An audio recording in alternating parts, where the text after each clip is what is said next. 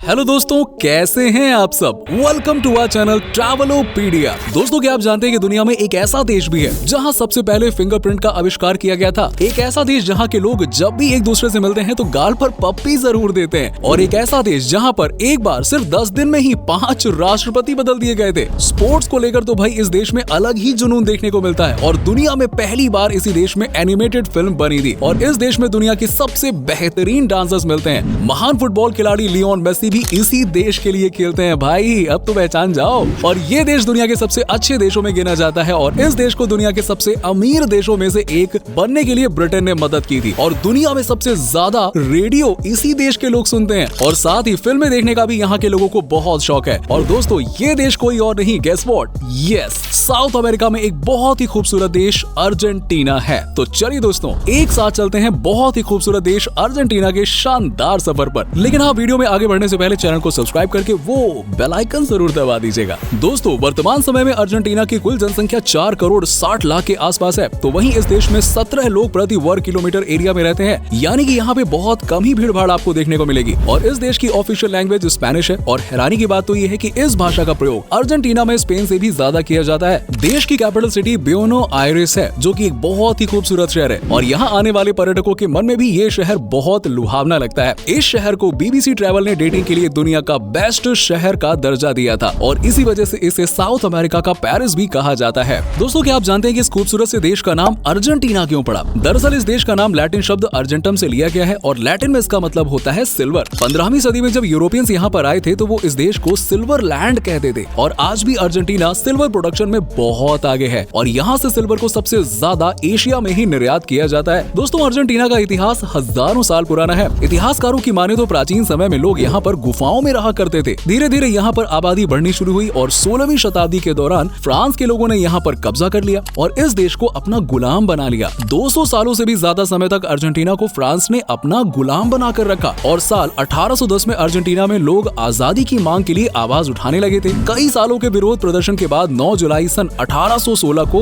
Argentina को France से आजादी मिल गई। सन 1856 में अर्जेंटीना ने अपना संविधान बनाया। अर्जेंटीना में चांदी की कई खदानें मौजूद थी और बड़े पैमाने पर यहाँ पर चांदी का उत्पादन होता था, जिस कारण से इस देश को ये नाम मिला। सन 1912 तक अर्जेंटीना की गिनती दुनिया के 10 सबसे अमीर देशों में की जाती थी। लेकिन समय को बदलते देर नहीं लगती दोस्तों। पहले और द्वितीय विश्व युद्ध के दौरान अर्जेंटीना को काफी नुकसान हुआ, जिस कारण देश की इकोनॉमी पूरी तरह से चरमरा गई। साल 1940 तक अर्जेंटीना की करेंसी अर्जेंटाइन पेसो, पाउंड और डॉलर के बाद दुनिया की तीसरी सबसे मजबूत करेंसी मानी जाती थी। यहाँ पर फ्रांस के लोगों से ज्यादा तो गाड़ियाँ थी और जर्मनी के लोगों से अच्छी कमाई हुआ करती थी। लेकिन सन 1990 के दशक के बाद इस देश में मंदी का दौर शुरू हो गया और देश में दंगे होने शुरू हो गए। देखते ही देखते साल 2001 में देश भयंकर सिविल वॉर की चपेट में आ गया और इसी के चलते 10 दिनों के भीतर देश में 5 राष्ट्रपति बदले गए और पूरी दुनिया ये तमाशा देखकर हैरान रह गई कि आखिरकार ये चल क्या रहा है। दोस्तों, आज अर्जेंटीना की अर्थव्यवस्था लगातार खराब होती जा रही है। देश में महंगाई और बेरोजगारी आसमान छू रही है। इन्फ्लेशन रेट 92% से भी ज्यादा पहुँच गया है। हालांकि अर्जेंटीना की सरकार इस मुद्दे को सुलझाने की दिशा में लगातार प्रयास कर रही है। अर्जेंटीना की GDP 511 बिलियन डॉलर्स के आसपास है, तो वहीं इस देश के लोगों की सालाना पर कैपिटा इनकम लगभग $12,000 है। और इस लिहाज से देखें तो अर्जेंटीना की स्थिति यार ठीक ठाक ही नजर आती है, लेकिन महंगाई के कारण इस देश के लोगों को समस्या का सामना करना पड़ रहा है। देश का HDI सोर्स भी काफी अच्छा है। 0.842 HDI स्कोर करने वाले इस देश में लोगों का रहन सहन भी काफी अच्छा है और इस देश के लोग तो भाई बड़े ही खुले विचार वाले होते हैं। नए लोगों से दोस्ती करना इन्हें बहुत पसंद है और अर्जेंटीना के लोग जब भी एक दूसरे से मिलते हैं तो गाल पर पप्पी देके ग्रीट करते हैं। दोस्तों, ये देश के कल्चर का हिस्सा है और सामने लड़का हो या लड़की, इससे कोई फर्क नहीं पड़ता, किस तो करनी है यार। वाकई में ये प्यार और अपनापन जताने का बहुत अच्छा तरीका है। दोस्तों, अर्जेंटीना देश की लड़कियां बहुत ही खूबसूरत मानी जाती हैं। अगर आप इस देश में घूमने जाएं तो चारों तरफ आपको सुंदर लड़कियां ही लड़कियां नजर आएंगी और आपको ऐसा लगेगा कि मानो यार पूरी दुनिया की खूबसूरत लड़कियां इसी देश में आकर बस गई हैं। यहाँ की लड़कियों से दोस्ती करना थोड़ा सा मुश्किल हो सकता है, लेकिन एक बार अगर आप इनसे दोस्ती कर लेना फिर तो ये आपके साथ खुलकर हंसी मजाक करने लगेंगी। दोस्तों, टांगो डांस के बारे में तो आप सभी ने सुना ही होगा, जिसे एक कपल डांस के रूप में भी जाना जाता है। ये टैंगो डांस अर्जेंटीना देश की ही देन है और फिंगरप्रिंट का आविष्कार भी सबसे पहले अर्जेंटीना में ही हुआ था। सन 1892 में अर्जेंटीना के हुआन वुसेटिच में एक अर्जेंटाइन चीफ पुलिस ऑफिसर ने केस सॉल्व करने के लिए पहली बार फिंगरप्रिंट का इस्तेमाल किया और तब से लेकर आज तक न जाने दुनिया भर में कितने ही केस फिंगरप्रिंट के कारण सॉल्व हो चुके हैं। अर्जेंटीना एक युवा आबादी वाला देश है और इस देश के लोगों की एवरेज एज 30 साल है। यानी अगर ये देश चाहे तो आने वाले समय में सफलता की नई ऊंचाइयों को छू सकता है। अर्जेंटीना में खेती बाड़ी भी बड़े पैमाने पर की जाती है। गेहूं का उत्पादन यहाँ सबसे ज्यादा होता है और इसके अलावा soyabean, maize, sunflower seed, lemon and pears के उत्पादन में भी ये देश काफी आगे है। साइंस एंड टेक्नोलॉजी के मामले में भी ये देश काफी ज्यादा तरक्की कर रहा है। साल 1980 में ही इस देश में इतनी क्षमता थी कि ये अपना खुद का न्यूक्लियर बॉम्ब बना सकता था, लेकिन अर्जेंटीना ने परमाणु बॉम्ब बनाने का फैसला टाल दिया था, जिससे पता चलता है कि देश शांति और चैन दुनिया में कायम करना चाहता है।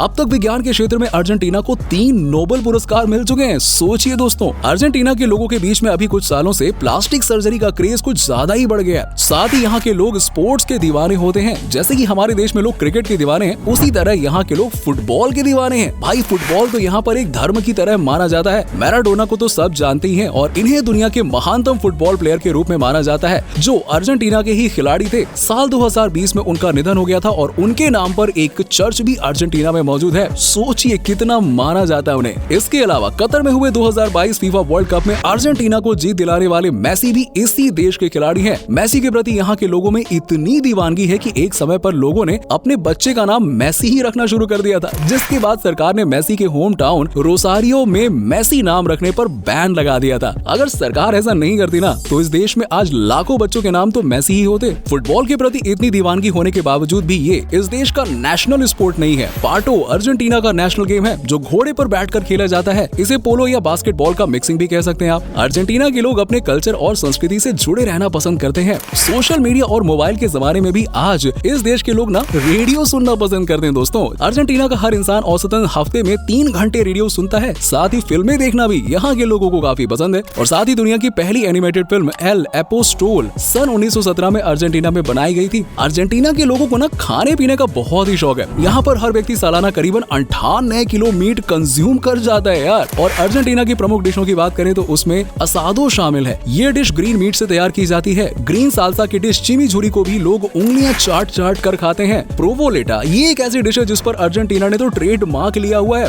इसके अलावा चोरीपिन यहाँ का प्रसिद्ध स्ट्रीट फूड है, जो सॉसेस के साथ बनाया जाता है। और एरबा मेट यहाँ की एक पॉपुलर ड्रिंक है। रेड वाइन पीना भी अर्जेंटीना के लोगों को काफी ज्यादा पसंद होता है। और यहाँ तक कि हर पॉलिटिकल पार्टी ने अपने नाम से वाइन का ब्रांड भी लॉन्च किया हुआ है। मतलब राजनीति तो राजनीति, बिजनेस भी चल रहा है भाई। दोस्तों, अर्जेंटीना के लोग खाते ज्यादा जरूर है, लेकिन ये अपनी फिटनेस के प्रति बहुत जागरूक रहते हैं। भाई खूबसूरती भी कोई चीज होती है ना, मेंटेन रखना है। और यहाँ पर बहुत कम ही लोग आपको मोटे और अनफिट नजर आएंगे। पिछले कुछ सालों में यहाँ पर डाइटिंग का कल्चर काफी ज्यादा बढ़ गया। लड़के हो या लड़कियां, हर कोई फिट रहने और अच्छी शेप पाने के लिए डाइटिंग करता हुआ नजर आता है। और साथ ही इस देश में साइकोलॉजिस्ट की संख्या में भी तेजी से इजाफा देखने को मिल रहा है। लोग अपनी मेंटल हेल्थ की ओर भी काफी ध्यान देने लगे हैं। चलिए अब बात करते हैं उन जगहों के बारे में जहां आप अर्जेंटीना में घूमने के लिए जा सकते हैं। अर्जेंटीना पहुंचते ही आप एंडीज माउंटेन रेंज चले जाइएगा। ये दुनिया की सबसे ऊंची पर्वत श्रृंखलाओं में से एक है। एंकोनकागुआ पर्वत इस पर्वत श्रृंखला की सबसे ऊंची चोटी है। साथ ही एशिया के बाहर सबसे ऊंचे पर्वत होने का दर्जा भी इसे प्राप्त है। यहाँ पर लोग ट्रैकिंग का आनंद लेने के लिए आते हैं। माल डेल प्लाटा अटलांटिक महासागर के तट पर स्थित एक शहर है, जो अपने रिजॉर्ट्स और समुद्री तटों के कारण प्रसिद्ध है। और गर्मियों के दौरान यहाँ पर आपको अच्छी चहल पहल देखने को मिलेगी। सी ड्राइविंग और अन्य कई वाटर एक्टिविटीज का आनंद भी आप यहाँ पर ले सकते हैं। बैरिलोचे अपनी चॉकलेट्स और प्राकृतिक सुंदरता के कारण प्रसिद्ध है। तो वहीं पर अशुआइया एक टाउन है जिसे दुनिया की सबसे रिमोट सिटी भी कहा जाता है। मेंडोजा को अर्जेंटीना के वाइन हब के रूप में जाना जाता है। अगर आप वाकई में कुछ नया देखना चाहते हैं तो लॉस ग्लेशियर नेशनल पार्क एक बार जरूर विजिट कीजिएगा। यहाँ से आइसबर्ग देखने का अपना एक अलग ही रोमांच है। ऐसे नजारे शायद ही दुनिया में कहीं और देखने को मिलेंगे। इसके अलावा आप Buenos Aires, Talampaya national park, Sierras de Cordoba, guitar shaped जंगल, पैटागोनिया जैसी कई और जगह भी घूमने के लिए जा सकते हैं। दोस्तों, अर्जेंटीना जाने का सबसे अच्छा समय अक्टूबर से दिसंबर या फिर अप्रैल से जून के बीच का माना जाता है। यहाँ घूमने के लिए आपको तकरीबन 1.5 लाख रुपए तक का खर्चा आएगा और ये